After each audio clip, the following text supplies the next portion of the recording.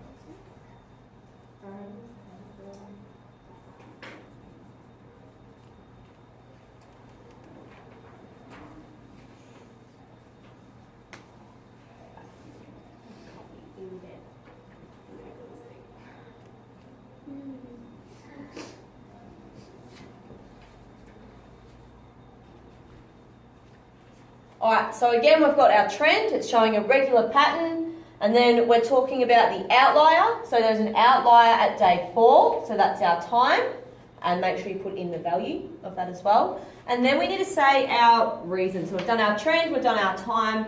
What could be a reason for day 4? If we're talking about power usage, so every other day of the fortnight it's been up around 10, and then day 4 it drops down to about 2. What could be that?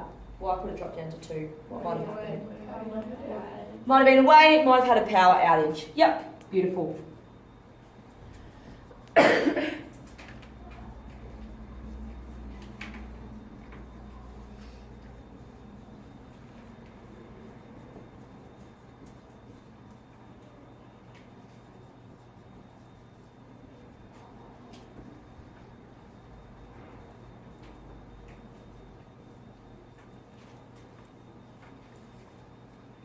So as long as your reason makes sense, it will be fine.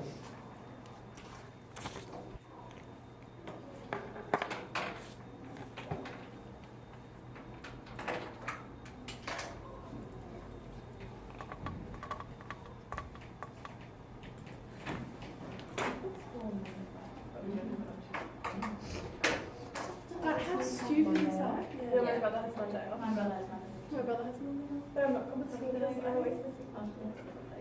My brother was off because of parent teacher meetings. Are you serious? My brother gets the day of parent teachers today as well.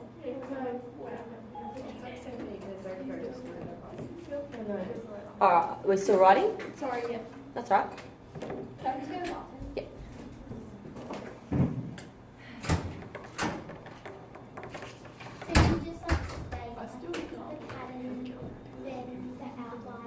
Yeah. Yep. It's the same thing again, the trend, time and the reason. Is that for all restaurants? Yeah, pretty much. As long as you've got the trend, the time and a reason, you'll be fine if you follow that. Sorry? Yeah, always state the trend, because if you're saying it's an outlier, well, why is it an outlier? If you're saying it's, like this the whole time and then it drops down, that explains why it's an outlier. Alright, can I move down? How is that regular? Regular, because it's all sitting around about the same sort of... Okay. It does drop down a little bit, but it's still around that same sort of value. Alright, and then the last one we have is irregular fluctuations. And irregular fluctuations include all the variations in a time series that cannot be explained by systematic changes like trends, cycles, seasonality, structural changes, or an outlier. Irregular fluctuations are unpredictable and their causes are mostly unknown. So it's really unlikely that you'll get an irregular fluctuation, but in the case that you can't, it's like, oh, it's none of them, then it's an irregular fluctuation. So it's just sort of whatever we don't have, we're going to put in there. We're going to call it an irregular fluctuation.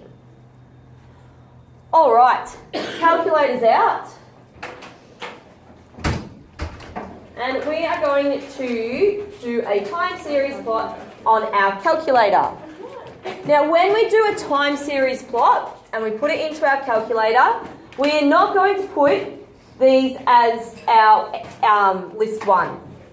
We need to convert these into just a number. So, what this means is that 2004, we're just going to call year 1. All right, 2005 is going to be year 2, and so on. Why is that? So how come we can't write the years? Oh, I skipped a number. I can't even count. It's just the way that we format the time series. So because when we're using seasonality, if we had to put that into a graph, so let's say we had Jan, Feb, March, whatever, keep going. We actually can't use these as data points. We can't graph them, so that's why we give them a number. If we do that for our months, we're going to do that for our years as well, just to keep it all the same. All right, so then this will be our list 1. This will be our list 2. So you just write 1, 2, 3, 4, 5, 6, 7, Yep. 8 in X. Yep. And then instead of using a scatter plot, you're going to use an XY line graph.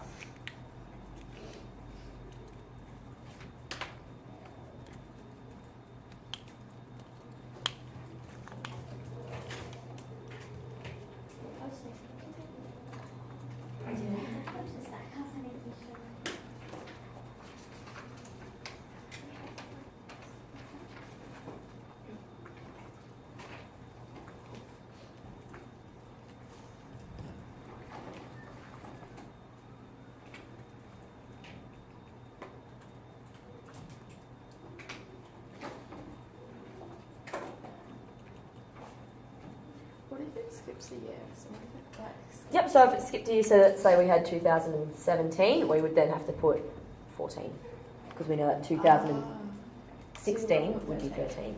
And then what do we need to do after we've graphed it? We need to get like... Well, then it would ask you to explain the trend or the seasonality or something like that.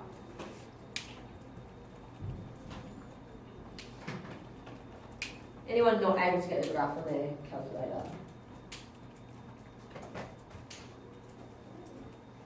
Yep, so once you've graphed that, the question would then usually ask you to explain any trends or any seasonality or comment on any cycles.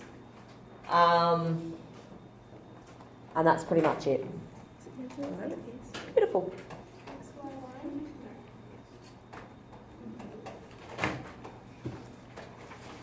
My graphs aren't graphed. This happened to me the other day as well. It says invalid connection.